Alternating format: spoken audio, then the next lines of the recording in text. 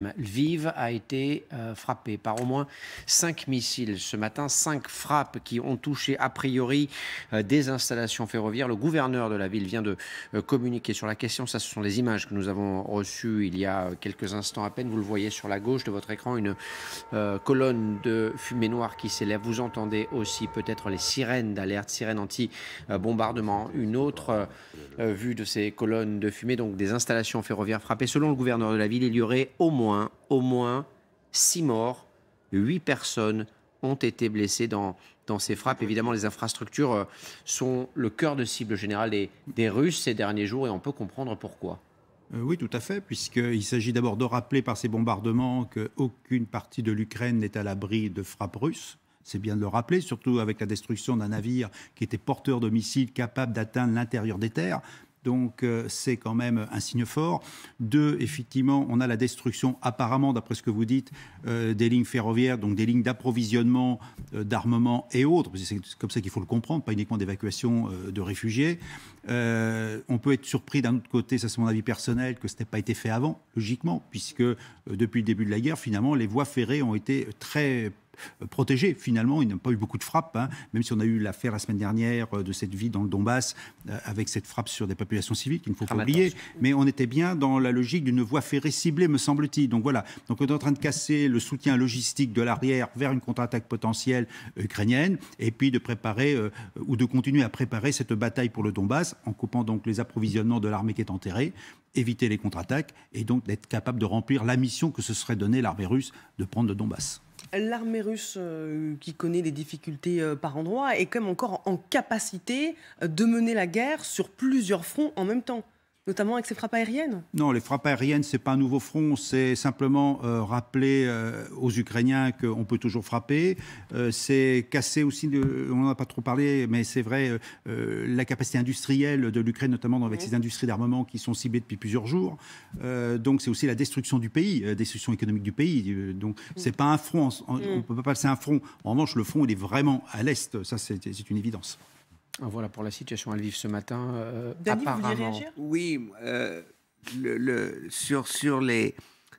en fait, les Russes, symboliquement, je crois, essayent de détruire, disons, le réseau ferroviaire, mais visiblement, ils n'ont pas trouvé en comment se fait l'approvisionnement en armes. C'est ça qui est intéressant d'un autre côté, parce que vous avez raison de dire, bah, si c'est par là... vous êtes général, c'est la première décision que vous prenez. Voilà, les armes arrivent par... ça se voit, un train, hein, je veux dire, c'est pas compliqué. Mais c'est pas comme ça que l'approvisionnement a lieu. C'est pour ça que... C'est fait par la route, effectivement, en partie, mais il y a quand même une quinzaine de satellites russes au-dessus du territoire ukrainien, me semble-t-il. Oui, mais je suis très surpris qu'il n'ait pas les bons renseignements pour savoir un petit peu comment... Et par exemple, on dit que ça vient beaucoup plus... par la Roumanie, la Moldavie, enfin c'est... Et voilà... Encore une fois, ce que j'ai lu. Hein, Moi, c'est pareil. Hein. J'ai pas d'accord. On essaie de raisonner sur le réalisme de la guerre. Et là, effectivement, on a quand même des incertitudes sur comment ça fonctionne. Et je suis tout à fait d'accord avec vous. D'où viennent les appros? Par quel chemin? Comment se fait-il qu'ils arrivent quand même? C'est vrai, c'est une interrogation. En revanche, frapper sur les lignes ferroviaires. Les aéroports ont été aussi très frappés pendant un moment. On n'en parle plus non plus. Voilà. Donc, c'est vrai qu'on a quand même des gros doutes sur comment viennent ces armes. Comment viennent ces armes. Mais elles viennent, puisque les Ukrainiens les ont et les utilisent. En tout cas, on voit que ces frappes confirment le fait qu'il n'y a pas d'endroit où on peut se sentir en sécurité en Ukraine. Et de deux, que c'est donc difficile. Il faut être prudent en revenant en Ukraine. Et que, deuxièmement, les frappes, en fait, il ne me semble pas que ça a été sur les voies ferroviaires. D'après les images que je viens de voir, c'était à côté. Donc, ça a frappé l'infrastructure civile, d'où le bilan donc, de 6 morts qui a été confirmé, ce qui remonte le bilan de morts des enfants à 206 désormais. Par la suite, on voit que les Russes, ils essayent de dominer, enfin, de rappeler qu'on peut frapper sur les endroits stratégiques. Ils veulent terroriser aussi. Oui. La terreur est une arme de guerre. C'est la terreur fait de rester imprévisible partout. Et là, Lviv, on est quand même très, très à l'ouest de l'Ukraine. On est tout près de la Pologne. Il y avait déjà eu des bombardements, on se souvient, tout près de la frontière polonaise. C'est vraiment montré à quel point cette guerre est aux portes de l'Union européenne et inciter effectivement aussi, nous, Européens, à ne pas rester fatalistes devant cette guerre, mais à continuer à armer les Ukrainiens pour qu'ils se défendent et à continuer aussi sur nos sanctions. Et en train de négocier un nouveau train de sanctions pour frapper plus durement l'économie russe, puisque notre seule manière, je dirais, de stopper cette guerre, c'est de aussi s'en prendre à l'économie russe.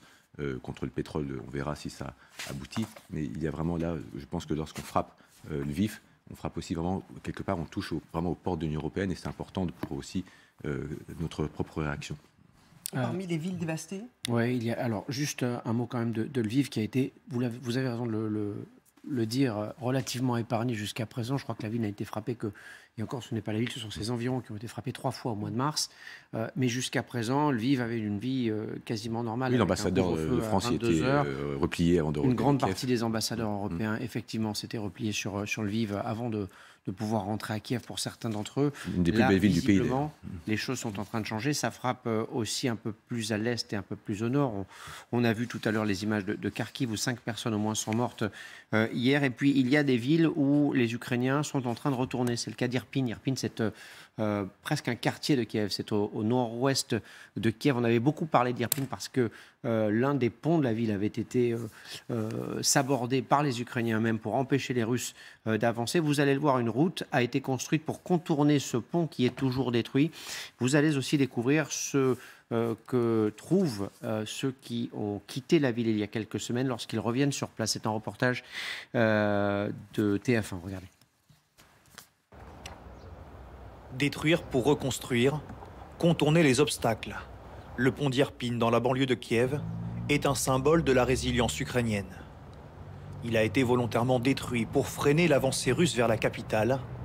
C'est par ici que des centaines de personnes avaient fui les combats à pied, en file indienne. Faites attention, aujourd'hui l'armée russe s'est retirée et une nouvelle route a été construite en quelques jours à peine.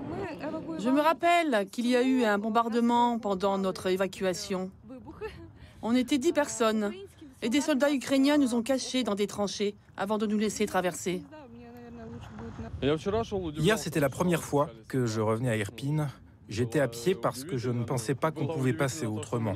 Cette route, pour moi, c'est le symbole de la vie qui reprend ici. Traverser ce pont, c'est arriver un peu plus loin à Boutcha, ville dans laquelle nous découvrions, après le départ des Russes, des dizaines de corps de civils gisant au sol et des chars détruits en plein centre-ville. Voici la même rue désormais. Sur ce parking, il n'y a qu'une partie de tous les véhicules qui ont été détruits par les combats. À Irpin ou Boutcha, on retrouve bien sûr les voitures carbonisées. D'autres sont criblées de balles. Certaines ont été retrouvées avec des corps à l'intérieur. Tous ces véhicules sont susceptibles de devenir des pièces à conviction lors de futures enquêtes pour crimes de guerre. Avec les catholiques. Reportage de nos envoyés spéciaux Ignacio Bornassin, Guillaume Aguerre et Antoine Pocry. On vous montrait il y a quelques instants les images de ce navire amiral de la flotte russe Moskva qui a sombré après visiblement des frappes ukrainiennes, même si du côté de Moscou on n'assume pas d'avoir été touché par des frappes ukrainiennes et on explique que c'est un stock de munitions qui a explosé et qui a causé un incendie sans expliquer les origines de l'incendie.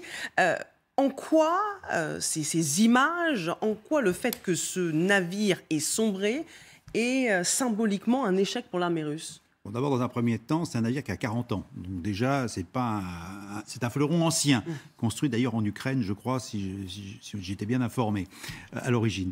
Maintenant, c'est un bateau qui commandait les opérations. Il y avait un état-major à bord. Donc, les Ukrainiens ont décapité l'état-major d'une opération en cours dans le sud, a priori, du Donbass. Donc, c'est le premier point. Ça, c'est l'effet militaire. Ensuite, les causes ne sont toujours pas officiellement ni officieusement, je dirais, confirmées.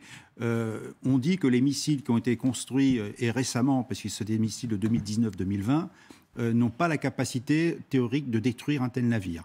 Donc peut-être que ces missiles sont effectivement tombés dans la soute à munitions, si c'était le cas, qui expliquerait cela. Maintenant, troisième point aussi, on va peut-être parler de la compétence.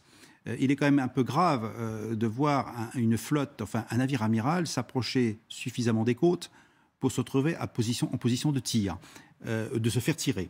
Le missile, c'est 300 km. 300 km, un navire amiral a les possibilités de commander de loin. Donc il y a une certaine, je dirais, désinvolture face à la menace. 25 km des côtes au moment de l'impact. Donc il s'est mis en position de se faire tirer. Ensuite, il a aussi une flotte de protection qui n'a pas beaucoup agi. Et en fait, face à un missile comme ça, il faut en gros 2 minutes pour réagir. Et normalement, des équipages entraînés sont capables de réagir en moins de 2 minutes. Et il n'y a pas eu de réaction apparemment. Ça voudrait dire que c'est une incompétence technique, une incompétence de commandement, une incompétence d'entraînement, et qui fait que tous ces facteurs réunis ont fait du navire une cible qui a coulé.